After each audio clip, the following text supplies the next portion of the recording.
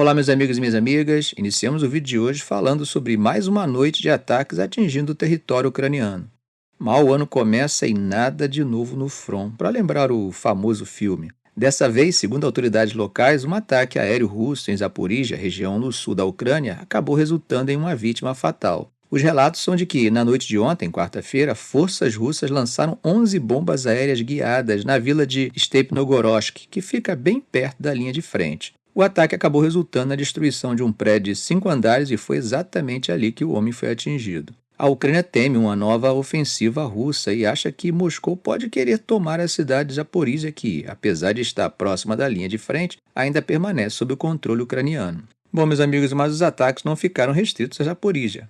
Hoje, quinta-feira, a Rússia afirmou que realizou uma série de ataques contra instalações de energia na Ucrânia que, segundo o Ministério da Defesa russo, dariam apoio ao complexo militar industrial de Kiev. De acordo com as autoridades de Moscou, nas últimas 24 horas foram utilizados forças aéreas, drones, mísseis e artilharia para atacar instalações energéticas, aeródromos militares e pessoal militar ucraniano em várias localidades. Bom, como sempre eu gosto de falar, essas declarações do Kremlin sobre a extensão dos ataques, dos danos causados, ainda não foram confirmadas de forma independente, tá, gente? Bom, a Rússia tem relatado regularmente ataques desse tipo, muitas vezes justificando-os como retaliação pelo uso de mísseis fornecidos pelo Ocidente, que vem permitindo que a Ucrânia ataque profundamente o território russo. O Ministério da Defesa russo também afirmou que suas tropas abateram um caça Su-27 ucraniano, 97 drones e 6 mísseis HIMARS fornecidos pelos Estados Unidos. Tudo isso, segundo eles, teria ocorrido durante a noite. Bom, gente, parece que não está muito seguro caminhar por algumas ruas dos Estados Unidos ultimamente, hein? Notícias de tiroteio na noite de Ano Novo e agora essa loucura toda lá na cidade do Jazz. É que um veterano do exército americano, o Shamsud-Din Jabbar, de 42 anos, que apesar do nome, nasceu no país, tá? Ele dirigiu um carro com uma bandeira do Estado Islâmico. Mas o problema não foi só esse. O problema é que ele simplesmente jogou o veículo contra uma multidão. Gente, pelo menos 15 pessoas perderam a vida, e isso sem contar os feridos, hein? Isso aconteceu a menos de uma milha, onde vai ter o jogo do Sugar Bowl. E, claro, as autoridades correram para dar uma reforçada na segurança por lá. Esse tal de Jabbar é um cidadão americano texano que já serviu no Afeganistão e agora está sendo investigado por possíveis conexões com grupos T. Durante as buscas, os agentes encontraram armas e dispositivos explosivos no carro dele e ainda localizaram mais 2 dispositivos perigosos na região que, felizmente, foram desativados. Parece que ele também gravou vídeos onde falava sobre sonhos de se juntar ao ISIS. ISIS, Daesh, são os outros nomes que são dados ao Estado Islâmico, tá? Ele também mencionou conflitos pessoais após o divórcio. Por falar em carros e bombas, gente, acabei de lembrar de um caso recente, hein? Em que o cara que fez uma loucura dessas com um carro cheio de explosivos também disse que estava em crise após o divórcio. Já pensou se vira moda? Com o tanto de divórcio que está rolando ultimamente, estamos perdidos. Mas vocês acham que foi só isso que chamou a atenção lá nos Estados Unidos? No mesmo dia, lá em Las Vegas, um Tesla Cybertruck cheio de gasolina e fogos de artifício explodiu perto do Trump International Hotel.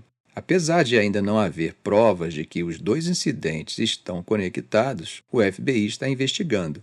Entre as vítimas desse ataque em New Orleans estavam uma mãe que tinha acabado de se mudar para um novo apartamento após ser promovida, um estudante atleta de Nova York que estava em casa para o feriado e uma jovem de 18 anos de Mississippi que sonhava em ser enfermeira. Enquanto isso, o FBI acredita que Jabbar não estava agindo sozinho e segue investigando outros possíveis envolvidos.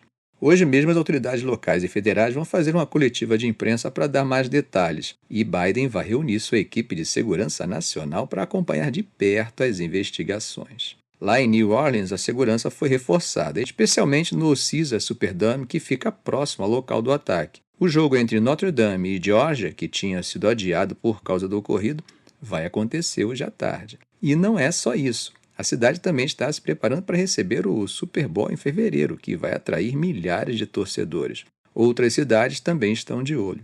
Nova York e Washington reforçaram a segurança em pontos como a Trump Tower e a Times Square. Em Washington, isso também inclui eventos grandes como a certificação do Congresso, o funeral do ex-presidente Jimmy Carter e a posse de Donald Trump. Biden condenou o ataque e pediu que as investigações sejam bem rápidas para descobrir se há conexões T. Bom, gente, atravessando o Mediterrâneo, o novo governo sírio já começa a sofrer críticas após tomar uma medida meio polêmica. A reação negativa veio após ele anunciar mudanças no currículo escolar. Essas mudanças incluem uma interpretação que alguns críticos consideram de viés islamista.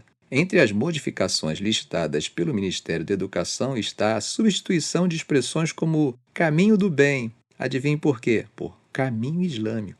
E a mudança de significado de mártires, que seria de quem morreu pelo país, para quem se sacrificou pela causa de Deus. Além disso, um capítulo sobre as origens e evolução da vida, assunto presente em nossas aulas de biologia, ou seja, a teoria evolucionista, foi completamente removida dos livros. Essa situação veio à tona em meio à transição de poder no país depois que o antigo presidente Bashar al-Assad foi deposto por rebeldes liderados pelo grupo Hayat Tahrir al-Sham, que, como sabemos, acabou surgindo de uma antiga afiliada da Al-Qaeda. Ahmed al-Shara, líder do HTS, tenta agora distanciar o grupo de suas origens radicais, promovendo uma imagem de inclusão e tolerância. Bom, as mudanças curriculares foram recebidas de forma mista. Algumas pessoas celebraram a remoção de elementos que glorificavam o regime de Assad, enquanto outras criticaram a abordagem religiosa adotada. Um usuário chegou a comentar que o governo atual é provisório e não tem o direito de fazer essas alterações no currículo. Isso, segundo ele, deve ser feito em conformidade com a nova Constituição.